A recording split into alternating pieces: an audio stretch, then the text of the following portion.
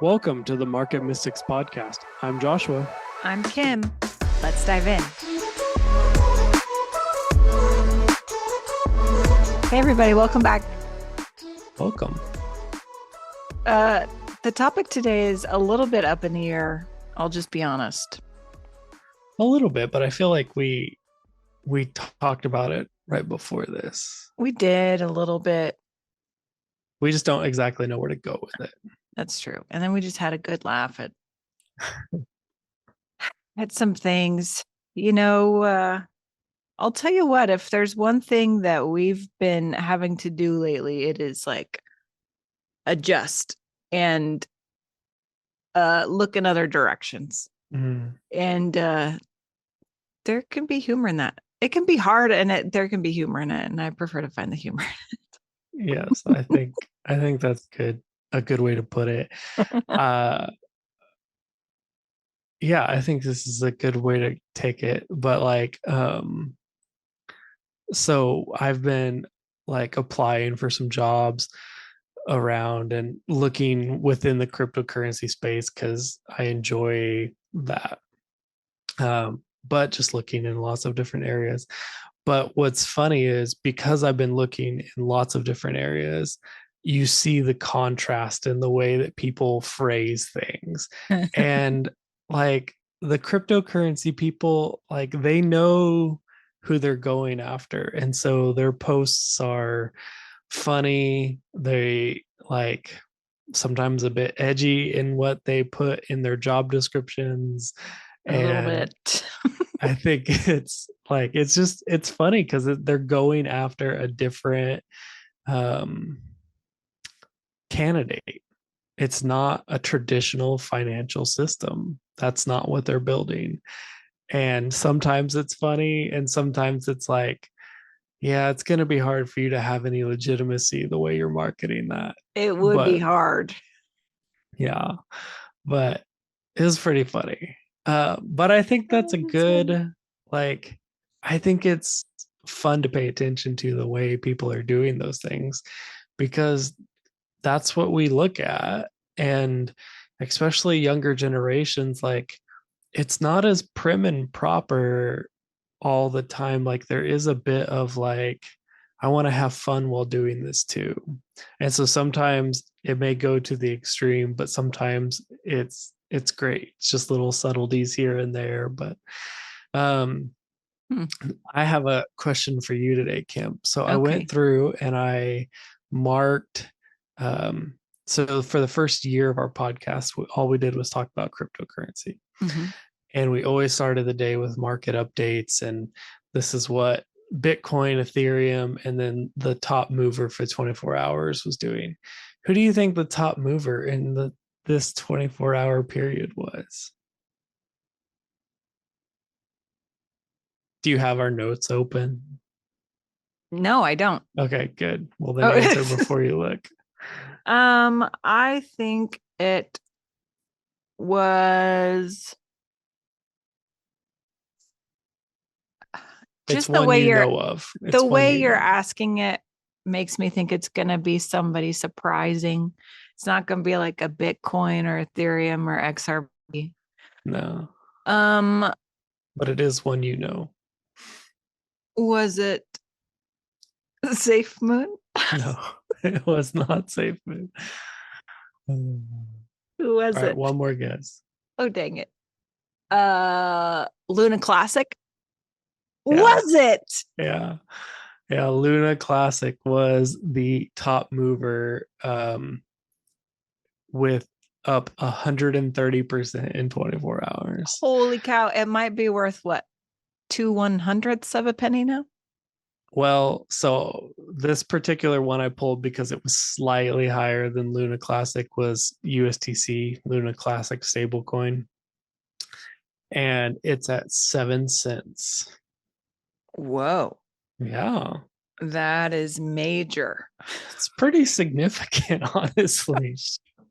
Oh, if you really want to know where Luna was, go back to May or maybe April of 2022 and listen to some of our podcasts then, because you'll hear about Luna and how it was soaring. And then you'll know how And then it fun this price is. it just absolutely was destroyed. Yeah, It's so true. Luna Classic is still, I mean, obviously way far away from where it was, but it's 0.0001. Wow. That's crazy. Do you know uh was Do Kwan, right? Isn't that the founder of I think Luna? that was, yeah. Was he ever arrested? Did they ever find him? I kind of like dropped off the story for about a year and a half, so I have no idea, but they were looking for him. Yeah. I honestly don't know because I kind of quit following it when it all crashed and I got a little bit I don't know what the right word is. Not Jaded. offended, but yeah, jaded's a good word. I was like, oh, okay, I'm done with you. I know. Um, yeah, so I don't know for sure if he was ever actually arrested. I did just see something, and I don't like want to way talk about this because I just saw a headline and I didn't read it, that the CEO of Binance either stepped down or was fired. CZ. What's his name? Mhm. CZ. Yeah, CZ. Um, so that's pretty significant too. Why did he step down? I don't know. I didn't. That's why I said I don't know if I should bring it up because I didn't actually read the article.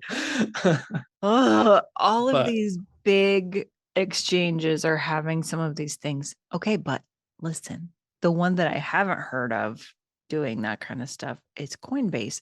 And remember, BlackRock got heavy into Coinbase yeah, not that long ago.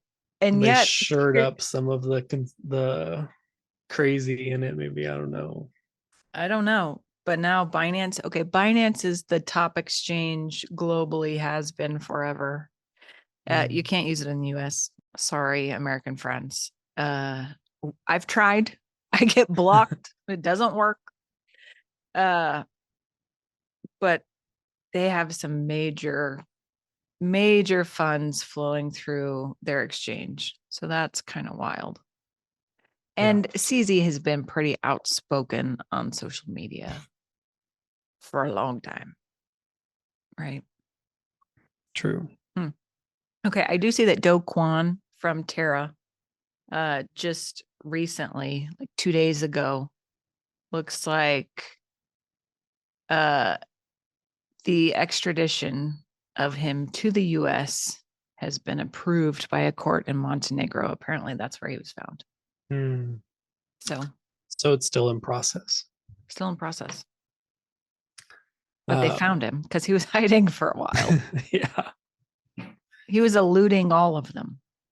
Did they put out a red alert on him like a year and a half ago? Like I feel like seriously, maybe I remember shortly. hearing something because there was like a movie with is it Ryan Reynolds or something called Red Alert, Red notice. Red Notice. And I was like, and it was right around the time that this was going on. And I was like, oh, that's like, like, I'm sure this happens with some regularity, but it was just now both things were in my field of view. And I thought it was funny. That is interesting. Okay, what's the real topic today, Josh? Well, I think one of the things that we were talking about before um, was the importance of being able to shift gears, like to pursue something fully. And then when God says, okay, do this, then you go that way. And it was kind of spurred because um, a program that I was a part of just ended. And the leader was like, this is what we do. This is how mystics operate. They don't hold on to the past. They learn, they drop things, they move on to the next thing.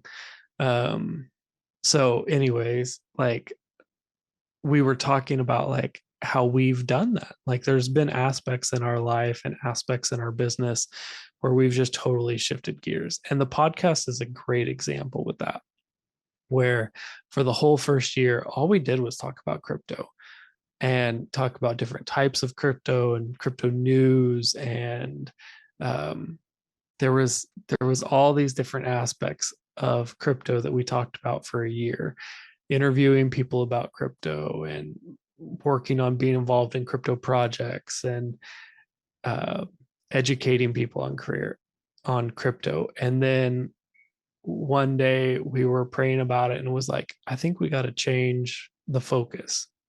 Mm-hmm. And so we sort of just dropped crypto. We moved into identity, our faith, and we started interviewing people to get the wealth that they carry on in their life. Some of them were business people, some of them were doctors, some of them were pastors, some of them were writers, and it was a pretty wide range of people that we attempted to get in contact with because we shifted gears. Mm-hmm.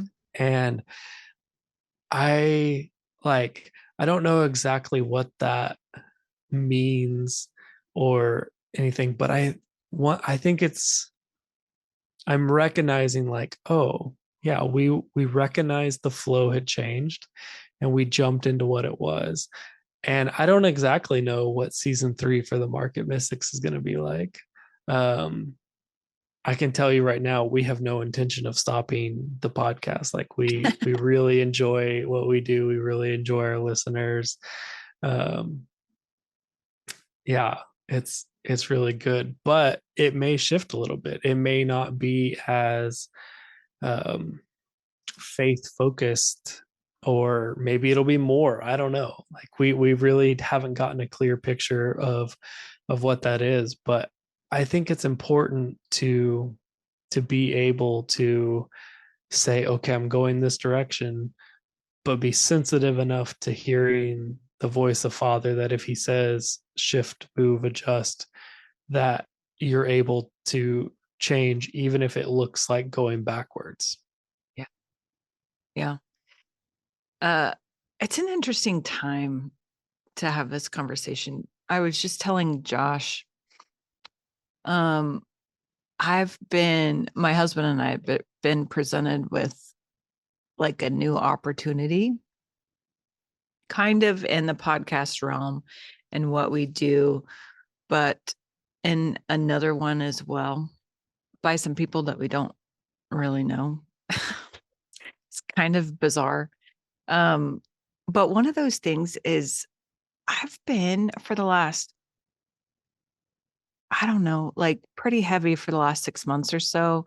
And then before that, almost 5 years that I've been having this real like pull toward getting into real estate. And I don't know how, and I don't know in what capacity. I don't know if it's on the lending side. I don't know if it's on the selling side. I don't know if it's investments. I don't know what it is.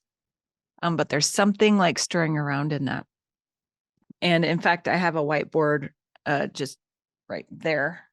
And I have this whole list of people to talk to who I know who are in different parts of real estate and have conversations and try to figure this out. And it's an interesting thing because I also am involved in something else, like in direct sales. And it seems like every time I decide to go headfirst into that and like really pursue that and do well, then something comes up to have me not do it. Mm. And I was just talking to Jason, my husband, this weekend about it and how interesting it is. Like if I can take a step back and look at patterns and look at the flow and look at what's happening, that every time I try to step into this more fully, something stops it. And I could see that either as opposition because it's where I'm supposed to be, or redirection because it's not where I'm supposed to focus. Mm-hmm. And this time, especially, we'd had this meeting with these two partners who were pursuing us for this other thing.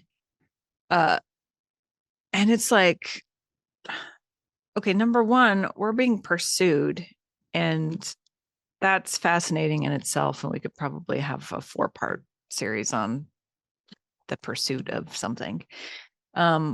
but we thought it was all about podcast stuff. And then it wound up having this other piece. And it was like, I don't know if you've ever been interested in this, but there's this real estate something, blah, blah, blah, blah, blah.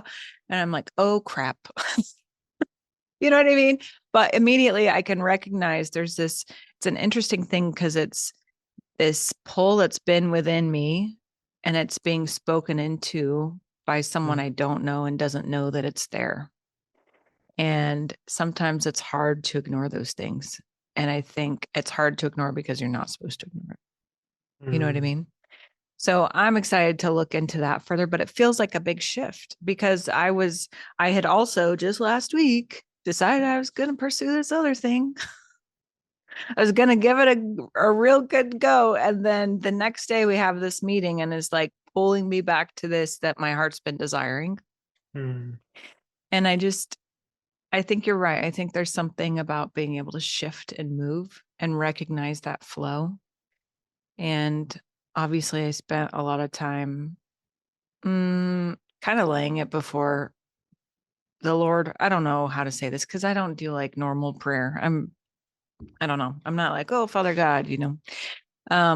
But I take it to him and I take these things to him and I mull them over with him and like, I don't know, figure it out with him, I suppose. I don't know if there's a good way of saying that, Josh. You have a better way of saying, I don't know. I don't know. No, I think that's But a good one. I've been weighing it with him. That's what I will say. I've been weighing it with him and it seems like it's from him. So I'm ready to shift and kind of go that direction and see where it leads me. It doesn't mean it's like the savior of my universe. That's not it. It's shifting gears and seeing where that flow takes you. And I think you're right. There's something about being able to shift gears when the flow goes that way. Yeah. It's important to me to like be able to recognize when to shift gears too, though, because there's like you talked about the opposition sometimes. And sometimes that opposition's there because it's necessary for you to work through it to go toe to toe with that energy that's opposing you Mm-hmm. and to strengthen you, to build you so that you can actually do the thing. And sometimes the opposition's there because it's like God going, please, please choose a different road. Please choose a different road. And sometimes that's hard to tell the difference. It's And definitely hard on your own. yeah, and it's easy to just be like, uh, maybe to like, I want to say, like, to every time you encounter that, to be like, oh, well, there's opposition. That must not be the right way. And then there's other people who take the exact opposite path and they're like, well, there's opposition. I can push through this. And then 10 years later, they're in a situation that's horrible that they never should have been in. Right. And it can be tough to figure that out. And you made the comment like it's hard to tell on your own. And I do think that that's why like community is so important. Because community can help point it out when they're like, hey, you're not in your identity. Like you're not functioning in your identity. And like it can be hard to hear, but it is also important because we need that reminder sometimes. Yeah. Yeah. Mm. I would also say, I mean, I don't know if you've heard us say this before or not, but there's a real important piece to having a relationship with the Lord. Not like community is also important. And I completely agree, Josh. But an independent relationship with the Lord that is yours and yours alone. Yeah. Um, and it may look like other people's and it may not look like other people's, but to have that relationship so that you can discern what that opposition is, right? Like I said, I went and took it to him and I'm like weighing it with the Father, and it's not like always easy and pleasant, but it's part of our relationship. You know what I mean? Mm-hmm. And he'll put things in front of me just so that I'll come to him and like work through it with him. And there really is an important piece in being like a son of God and being responsible and mature. I'm not saying I've reached full maturity because I don't even know that that's a thing, but being able to go to him and mull through those things and not only rely on yourself or on other people's opinions. That being said, what Josh was saying about community, it really is important because sometimes when you feel like you can't hear clearly, you have those people around you who know your identity and know some of your purpose and are able to hear with you, right? And help discern with you. And this is why it's such a beautiful thing to have that community around you too.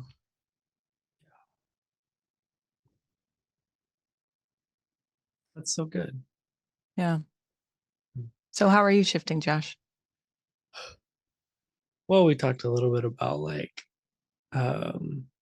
like looking at jobs and just even the shift in that I mentioned with the program I was involved in. Like some of those things are, I don't exactly know where that shift is going to lead, but it's different than what it has been. And I know it's going to be different than what it has been. And so just kind of preparing for that next step, that next move. Um, Sometimes that looks like just being patient. Sometimes it looks like running after it and jumping in and figuring out, is this the thing? Nope. Okay. Is this the thing? Nope. Um, Sometimes you need a little bit of both. Yeah. Yeah. Um, yeah. So I don't have like, I can't say I've shifted and I'm going this direction. I just know that there is a couple chapters in my life that are getting ready to start. And I don't know what that looks like. Yeah. Yeah. Mm, I think that's good though. yeah. My question is, if you start taking steps in that direction and then you immediately the flow stops, are you willing to then change your trajectory even Yeah. after you've decided? Sometimes I think that's a hard thing to answer, It is. but I want to say yes. I want to be like, oh, of course, Yes, I want definitely. to do whatever God wants me to. But sometimes it takes a minute for you to realize what you're doing. That's true. That is true. Mm, It's hard to, you know what? I feel like my personality, so I would say like my soul, like my mind, will, and emotions tends to be like, I've decided, so I'm doing it. yeah. And so there sometimes is even opposition within myself of like, here's my spirit man who's like, yes, God. And then here's my soul who's like, we decided this. Hmm. Why didn't you consult me? Didn't we You know, talk about this? I know. I thought this was set. Um, and so I think that happens. But I also think sometimes it's healthy to like deal with that stuff. Like it happens and to even be able to compromise within yourself, you know, Yeah. and figure out what is it that you truly believe you're supposed to be doing. And then with all of you, like your whole self going for it. Yeah. I think that's great. Yeah. Mm, It's tough. Doesn't make it easy. It's it's true. Um, this is a little shifting gears, but before we wrap up for today, I want to give a shout out to the one person in our community who answered our green bean casserole question from Thanksgiving. so 100% of our listeners who took the poll. Who took the poll? Yeah. And I have to say, I was thrilled with their answer because they're like, I would love to have green beans in any way other than green bean casserole. It's so unfortunate. Listen, Josh made such a big deal of this green bean casserole stuff. It's been like years of this. And then he made this really great suggestion for a green bean casserole that looks like vomit and has Cheerios on top. So I gave it my all in pushing back and telling you that I was making that casserole. You However, just got the Cheerios out of the cabinet. Like no I one, did. no That's one all I thought you were did. That's actually all I making did. it. I almost had, seriously, my whole family put Cheerios on top of their green bean casserole for a minute just to take photos to send to you and give you as much crap as you give me or give us about the green bean casserole. That's amazing. Yep. Well, I just wanted to give a big thank you to the listener who responded to that. That's so funny. I'd also like you to know the green bean casserole was the first leftover that was completely annihilated. Like Annihilated consumed into in the full. trash. Consumed in full. And I'm thinking about making another one because I still want some. Because it's the best part. I mean, you go. I will. I will, Josh. Enjoy. And I will send you pictures. And I will send you photos of other people eating it and enjoying it. I will do all the things, even though 100% of our listeners who answered the poll agree with you. That's amazing. I love it. I love it. Oh dear. We need to do a different poll. Somebody come on my side. Like, come on. It's amazing. Oh, funny. All right, guys. Well, thanks for joining us today. We'll see you next time. See ya. Thank you for sticking around. Listen for new episodes every Monday and Thursday. Find us on all social media platforms by searching for Market Mystics. Don't forget to follow and subscribe. Visit upperroomcd.com where you can find more information about the hosts, projects, and guests. Go deeper by booking a coaching appointment focused on redefining identity and wealth in your life. See you next time.